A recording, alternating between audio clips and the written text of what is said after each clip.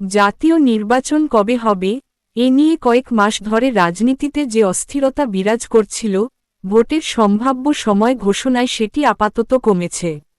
যদিও এপ্রিলে ভোটের ঘোষণাকে বিএনপি মেনে নেয়নি, ফলে ভোটের সময় নিয়ে বিতর্ক এখনও মেটেনি। এরই মধ্যে আলোচনার প্রধান বিষয় হয়ে উঠেছে শুক্রবার ১৩ জুন লন্ডনে অনুষ্ঠেয় অধ্যাপক মুহাম্মদ ইউনূসের সঙ্গে তারেক রহমানের সাক্ষাৎ বা বৈঠক। এখন দেশের রাজনীতি সচেতন সবার দৃষ্টি লন্ডনের এই বৈঠকের দিকে। বৈঠকে ভোটের দিনক্ষণ, সংস্কার, জুলাই সনদসহ সংশ্লিষ্ট অন্যান্য বিষয়ে কি বোঝাপড়া হয়, তা নিয়ে রাজনৈতিক অঙ্গনে নানা আলোচনা চলছে।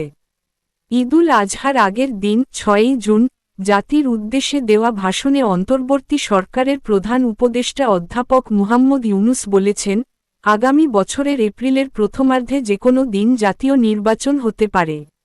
বিএনপিসহ অনেক দল এ সময়সীমা মেনে না নিলেও ভোটের সম্ভাব্য সময় ঘোষণাকে ইতিবাচকভাবে দেখছেন রাজনৈতিক অঙ্গনের অনেকে।